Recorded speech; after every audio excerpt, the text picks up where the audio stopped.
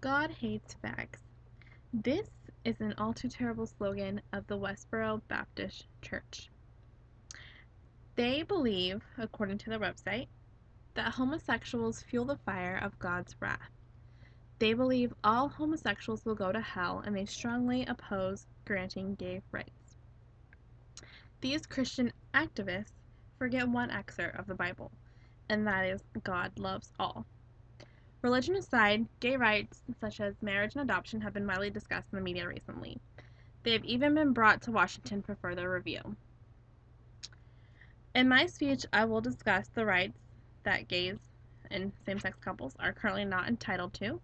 I will discuss the main reason for opposition, and I will discuss why, as if there should be any specific reason for these rights to be granted. I will discuss why they should be granted. Same-sex couples currently do not have the right to marry in some states. According to USA.gov, the website of USA.gov, same-sex marriages are legal in 9 states only. Another issue for couples of the same sex would be adoption. According to an article in 2011 in the New York Times, it stated that Utah and Mississippi were the only states that implicitly denied same-sex adoption. Although some states don't specifically state a ban on same-sex couples adopting, there are some requirements that they cannot fulfill. For example, in Ohio, you must be married to adopt. And also in Ohio, same-sex marriage is not legal. So this is all according to another article in 2011 by the New York Times. According to the Human Rights Campaign website, same-sex couples are also denied Social Security benefits, veterans benefits, and many other benefits. The same website states that there are over 1,138 federal benefits that same-sex couples are not entitled to.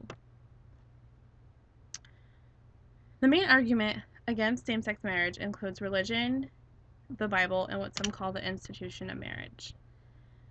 In Leviticus 18:22, the Bible states that if a man lie with mankind as he lieth with woman, both of them have committed an abomination.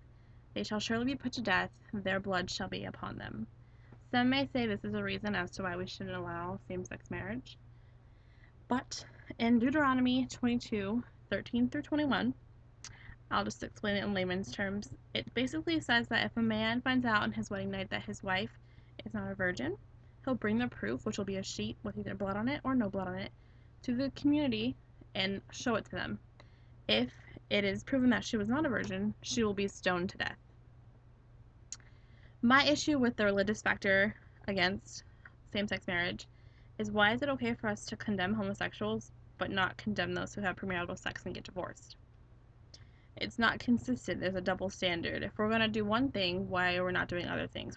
Who gets to pick and choose what we follow and what we don't follow? So who's to say which sin is worse, if you would even consider homosexuality as a sin, which I would not. As far as the notion of same-sex couples ruining the institution of marriage, that's simply not true. Atheists marry on a daily basis, and I don't see anyone trying to stop them from getting married. They get married, they're not ruining the institution of marriage. Nobody ever questions that because it happens on a daily basis, and that's their business. Just as being a homosexual is someone else's business, not the business of the whole entire country. So it shouldn't be a matter of explaining why same-sex couples should have rights. It's just general knowledge. It's rights. People should have rights. Everyone should have the same rights. America is based on the idea that all men are to be treated equal, yet we're doing the exact opposite. We're treating people differently for how they feel, what they believe. It's the total opposite of America. So, according to the official journal of the American Academy of Pediatrics, same-sex marriages could do a number to boost the economy. Not that it's necessary to mention this, but there could be benefits for those who are not homosexual. So there's no downside to same-sex marriage. Everyone is happy. Basically, marriage and adoption are rights that everyone should have. They're basic civil rights. I don't understand why we would deny someone the right to marry somebody that they love. That's just ridiculous and not what America is about at all. In conclusion, I've discussed the legal limitations that are placed on same-sex couples. We've discussed possible afflictions that some people may have with same-sex marriage and homosexuality in general. We've also justified, as if justification was needed, which it's not, why couples of the same sex should have the same rights and be able to marry like anyone else. Personally, I believe that singer-songwriter Frank Ocean had it right when he said that he believes that marriage isn't between a man and woman, but between love and love.